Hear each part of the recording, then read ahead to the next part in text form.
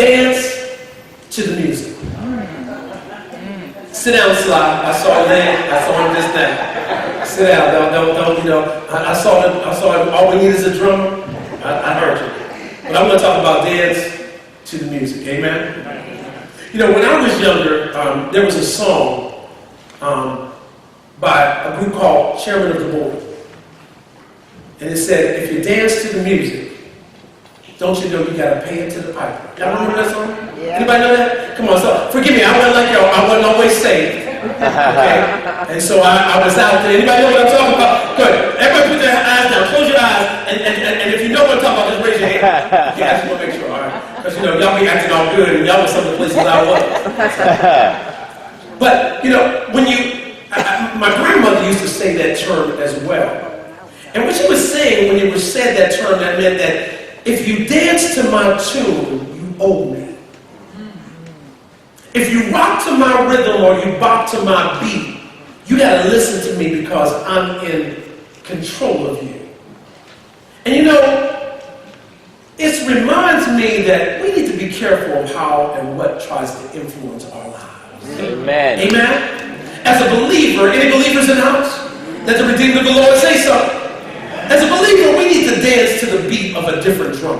All right. And that's why I think Daniel, this book is so relevant in the time in which we live, because people want us to dance to their music. Mm-hmm. Amen? Now, this is a relevant book today because, you know, I wanted to deal with Daniel because people sometimes think Daniel, but that's Old Testament, it's not dealing with what we're dealing with today. But it's relevant because it teaches us how to thrive and how to remain stable in the midst of unsure times and some unstable leadership. All right. Amen? Right. And right now, we're in some unsure times. Oh, yeah. Amen? I mean, because right now, everything's being thrown up and mixed around, and we have some unstable leadership. Say amen. Amen. See, but what I love about Daniel is Daniel confirms something for us that I want you to know, that beyond a shadow of a doubt, remember this, God is always in control. Amen. Now wait, I got to get that in your spirit for a minute because Daniel wants us to see that God's plans are bigger than we can comprehend and sometimes utterly past finding out because God is a master strategist.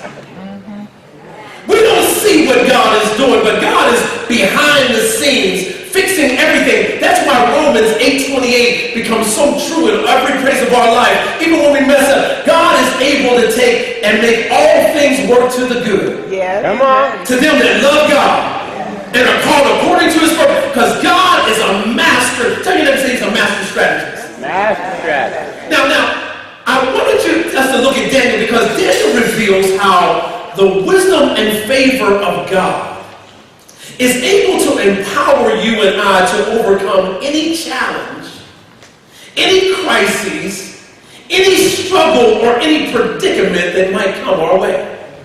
And let me tell you why he's able to do that. Because I told you this a couple weeks ago, God always has solution.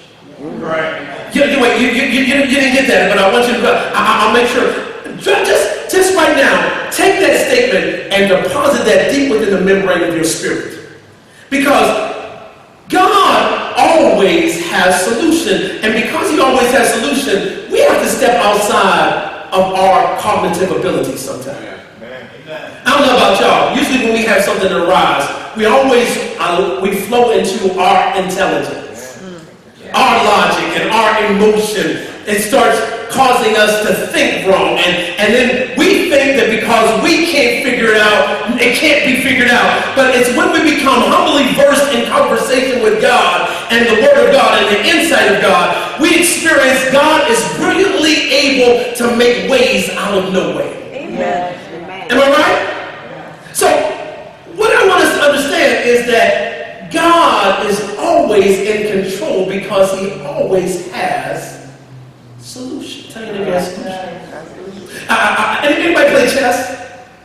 I'm a chess player, you know. And I remember there was a painting once. I love this painting. I don't get to play as much as I used to because, you know, I just don't have the time. But there's a painting that was displayed at the Louvre Art Museum in France, and it's called Checkmate. I don't know if you've ever seen the painting. It's by Frederick Reich, and it depicts two chess players. One is the devil, Satan, and he's playing a man. And Satan's sitting there very arrogant and very confident, and the man is sitting there sweating because if Satan wins, he gets the man's soul.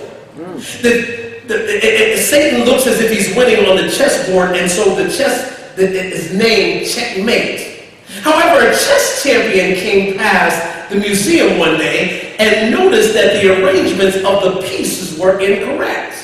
He noticed that even though it looked as if Satan was winning, he wasn't winning at all. As a matter of fact, the man was winning according to the pieces on the chessboard, and his king had one more move left, which would make him the winner of the game.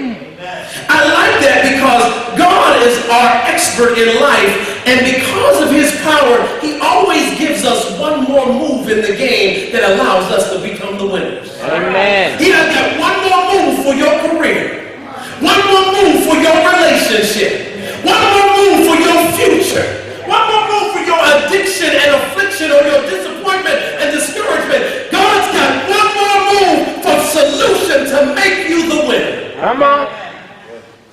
I love this. Tell your neighbor, say, no matter what you're dealing with. No matter what you're dealing with. Yeah, I'm sure he heard you with that whisper. You know, I got a couple jokes. Tell him, say, no matter what you're dealing with. No matter what you're dealing with. God has solutions. Now, as we look at this text, this is one of the best known scriptures in text. As a matter of fact, I believe every child who's ever gone to Sunday school knows the story of the three Hebrew boys and the fire furnace. Say amen. All of us, if you've ever went to church, you've heard this story. Say amen. If you've ever gone to Baptist church, you even know their names differently because they're Shadrach, Meshach, and there you go. So you know, you've heard it. Y'all don't talk to me in here. But I love this story because it speaks of supernatural power of God to deliver, to save, to promote, and to foil the plans of the haters in your life. All right. And I love this because, you know, you and I need to know this because we got haters in our life. They got plans against us. But God has a way, a supernatural way of foiling all their plans. Amen. See, if you will properly approach God, you and I must realize to deal with God, you must deal with the supernatural. Yes. Wait. I know that we're logical, and I know that we're intelligent, and I know that we're to use our mind. But don't use your mind so that you lose your mind, because when you deal with God, you got to deal with supernatural. Say amen. Amen. See, and in life, you need to realize that God is the supernatural, and God moves beyond the sphere of which we work. And I need in my life, I need what is beyond human consciousness and human constraints, and that's what God is, because God is supernatural. Yeah. There's sometimes that, it's nice that I can figure stuff out, but God makes solution where there is none because he's supernatural. God is more. He's not limited by time and space. All right. He's not controlled by matter or human consciousness. He's not exhausted. He cannot be contained. He can do exceedingly and abundantly above all that we ask or think. God is not limited. He's supernatural. Have you never seen supernatural? He's supernatural. That means he can make something out of nothing. Yes. That means he can move on your behalf even when the impossible has you rolled in and squared in and placed in. God still has a way of making something work. All right. And you need to remember that the next time you're under fire of attack. That God is supernatural. Say amen. Amen. You know, the next time you can't figure it out anymore, don't give up. The next time you've lost or you're in affliction or you're dealing with a challenge, don't give up because God is a supernatural God. Yes. Now, I need to get this in because as believers, we think, you know, we've become such theologians of the word that we forgot to keep including the spiritual, supernatural power of God in our lives. There's a reason why we don't even deal with the Holy Spirit the way we want to, the way we were supposed to, because we try to pull this off ourselves. I'm smart enough. I got my degree now. I got my MD, my DD, my PhD, or no D, but I'm smarter now. But we have to still recognize the power, the supernatural power of God. Well, let me go to this story, because this story is relevant because belief has to be lived out.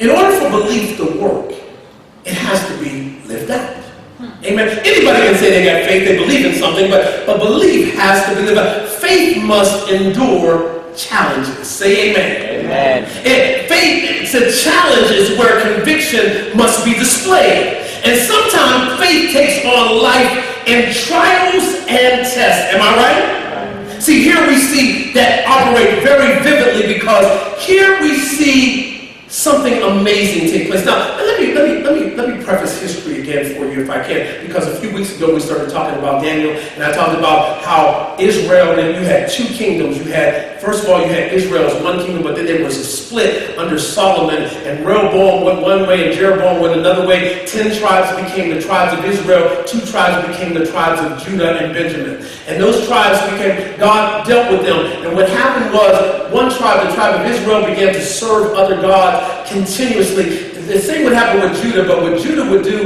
is they would fall back in line, repent, and come back to God. But Israel went wholly after other gods until God allowed Babylon to come and to destroy all of Israel. He took all of Israel and they took all these servants down with them. They took Daniel and them that were young kids. They were the nobles. They took them down and they were going to use them as servants and use them as leaders and use them as businessmen. So what they did is they taught them the culture. As I said, they acculturated them and taught them the language and changed their names and began now to use them for servants in their kingdom. Now they're down there, and this text right here comes on the heels of one of the greatest displays of God synthesizing knowledge into the mind of man that we have ever seen. Because in this previous chapter, and I don't know if you read chapter 2, and I hope you go home and read it, but in previous chapter 2, Nebuchadnezzar had a dream. He dreamt of this golden statue, and he dreamt that it had different forms with it. It had a head of gold, and then it had arms that were iron and bronze, and then it had feet of clay, and it had all this, and he wanted to know what this meant. So what he did was he called all of his wise men, and he did something that was strange. He called them together and told them, I want you to tell me what the interpretation of the dream. But I'm not going to tell you what the dream was. Y'all didn't hear what I said. All right. He said, you tell me what I dreamed, and then tell me the interpretation of my dream. Whoa. That's crazy. I don't know about y'all, but that's a little bit much to ask. Am I right? Man. I don't care who you are. Most of us cannot tell what's on your mind unless you tell us. Yeah. But he was saying, tell me what was on my mind, and then tell me what was meant by what was on my mind. Now, some folk in here are good at that. Because some folk can always tell you what some other people were thinking. Y'all ain't gonna talk about me. But most of us, in order to know what's on your mind, 99% of the time, you got to tell me what you're thinking. Am I right? Right. But so he calls all of his rulers. He calls all of his wise men. He tells them, if you don't tell me, I'm going to kill all of you. Everybody, they're about to kill everybody, and Daniel doesn't know. So Daniel tells the king, hold up for a day. Give me some prayer time. He calls his friends. They pray. God gives the revelation. Tells him what the dream is and what the dream meant. He told him, he said, Nebuchadnezzar, you're going to be the greatest. Your kingdom is the greatest civilization that has been known to man. And you represent the head of gold. But there's going to be other kingdoms that come after you. And he goes through this whole scenario. And God reveals it to Daniel so he can save them all. Don't you know this, that there's not a sickness or a situation that you can find yourself in that God cannot get you out of? Amen. Oh no, you want to catch that because, this was something that came out of nowhere. But it doesn't matter what it is. There is not a situation or a circumstance that God cannot get you out of if you just stay with him, rely on him, seek him, pursue him, ask him. God knows how to deliver and rescue his people. Amen. Now I said all that because another circumstance is coming. And what is it that makes us trust people more than trusting God? I don't understand it sometimes. What makes us trust the finite over the infinite? What makes us over he who is superior. Often those people will let us down, and God has never let us down, but sometimes we won't trust him. All right. God shares this message with Daniel. Daniel shares it with Nebuchadnezzar. Nebuchadnezzar says, that's a great word there. And you think it would humble Nebuchadnezzar. But instead, it makes him cocky. He says, since God says I'm the greatest, I might as well build something to the greatest. So he built a 90-foot statue of gold to himself. This was something that was done in those civilizations because gold was used as a common fashion for honoring their gods and expressing their devotion. Now, in the first chapter of Daniel, we got introduced to Shadrach, Meshach, and Abednego, and we found out a little bit about them. But now this third chapter reveals a little bit more about their character. Because although this statue is erected and the king says, I'm building this statue, everyone that sees it, whenever you hear the music, you must bow down and worship it. Say amen. Amen. Now, we got stuff in our life that tries to do that. Say amen to somebody. Y'all can help me a little bit. But he says, I want everybody to bow down, everybody to fall before it. But this reveals something about the character of these three young men, because we see their faith in the face of the fire. That's what really shows what you believe when you're dealing with the fire. The decree is, all you got to do is bow. Now, that would have been easy to outwardly conform. Am I right? Because we say, you know what, hey, you know what, well, in my heart, I ain't really bowing. Come on, y'all talk to me in here. I'll do it, but you know, I don't really mean it in my heart. But they could have conformed. And if they do this, everything's cool. They're leaders. They maintain their positions, their authority. But if they don't, they lose their positions and possibly their lives. We make similar situations of decisions every day. If we're going to sacrifice to the world and bow to them, if we're going to get paid, if we're going to remain relevant with our peers, if we're going to go along just to get along. See, there are some things in life, though, that you cannot co-sign to. Well, y'all, wait, do I got any people with convictions in here? There are some things in life that you cannot go because they violate what you are about. Right. There are some things that violate who you are in God. Amen. There are some things that Christians we cannot accept because I know it's all right for the world. I know they say it's okay, but it goes against everything that we believe of God. All right. And you know what? You got to be able to stand sometimes for some things without compromising. Okay. I'm not talking about being obstinate. Tell your neighbor, say, not obstinate. I'm not talking about being ignorant. I'm talking about there are some things for Christ that you cannot compromise on. Okay. I wish I had somebody help me in here. Amen. There are some things that you got to stand firm for. And you know what? If you're going to stand firm for, also, make sure they're Christ things. Because folk will stand for Baptist stuff, but won't stand for Bible stuff. Help me, somebody. You know, we will maintain it for, well, this is just how I am. But when it comes to the thing of God, well, you know what? I'll give a little bit.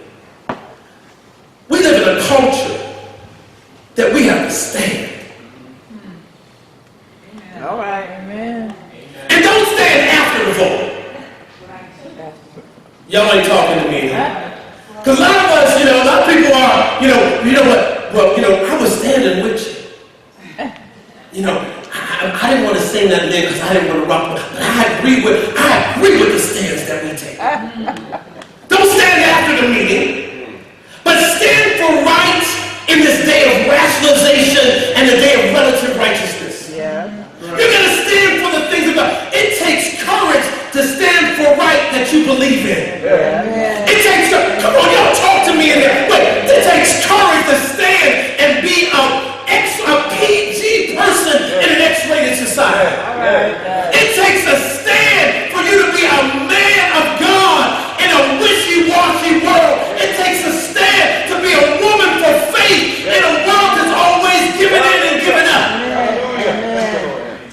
Yes. We got to be able to stand. You got to stand like Peter and Jack. Anybody remember Acts, I think it's Acts the 5th chapter. Fourth chapter, they called Peter and John before the Sanhedrin. And they told them, they said, look, we don't want you preaching this Jesus anymore. And Peter and John looked at them and said, you decide what you're going to do. But let God be true and the world be a liar. We can't help but preach the things that we know. And every now and then, you and I have to stand with that same fire of conviction. We have to have the fire of doing right when others are doing wrong. Yeah. We got to be able to stand in the fire of purity when others are seeking popularity. When they're looking for integrity, we stand with the fire for integrity when they're looking for accumulation, or stand on our Christian principles over politics. It is when we stand that tyranny has to change its plans. Amen. And it's now time, I believe this is a relevant word for the church today. Hello. Because if the world is going to make it, it's only because the salt is going to be salt and the light is going to be light. And we have to make it. And I'm not talking about, look, y'all know I believe that we are in the world, but not of the world. But we have to stand for something. We have to stand for the conviction of righteousness in Christ. We have to stand for the conviction of truth in our relationship. We have to stand for the conviction of our yea being yea and our nay being nay. We have to stand for the conviction of our forgiveness being real forgiveness. All right. We have to stand. We have to stand. Now, these men stand and say, King, Your Majesty, you can play that music until the record player breaks. You can play that music until the CD wears out. You can play that music until the MP3 breaks. But we're not bowing before you. Now, write this down because this is all it was about. There's two things. It was about worship. Tell your neighbor worship. Worship. It was about worship. The king wanted worship. Everything and the enemy wants worship. You don't understand how much the enemy wants you to worship him. Y'all praying with me? Amen. Matter of fact, after Jesus was inaugurated in the ministry and he was taken into the wilderness, the first way the enemy tempted him the enemy said, I will give you all the nations of the world if you would just bow down and worship me. It's all about worship, because if I get your worship, I control your value and your source. Whatever you worship is what you consider your source of authority and value. Amen. And there are people who want to be worshipped. All right. Y'all gonna talk to me? There's some folks that think you ought to worship at the altar of them. Oh yes, you ought to worship their opinion because when they say it, that's the right opinion. You ought to worship their presence. Some folks, matter of fact, people show up to church thinking that they doing God a favor. They think that their presence is showing something to God. They think you ought to worship their deeds and worship their accomplishments, because worship ascribes value and power and complete allegiance. Do you know how important your worship is? Do you know what the enemy doesn't mind if you don't worship, but he minds who you worship. Yeah. He wants you worshiping him. And that's why God, in the 4th chapter of John, he said, God is seeking worshipers. Tell your neighbor, say he's looking for worshipers. He's looking for folk to sit on pews and stare at him. He's not looking for folk to just come to church. God is looking for folk who worship, who ascribe value and power to who he is. He said he's seeking worshipers because God seeks those who worship him in what? Spirit. Because worship, the power of your life, and listen to me, write this down, get this in your spirit. The power of your life is derived from who and what you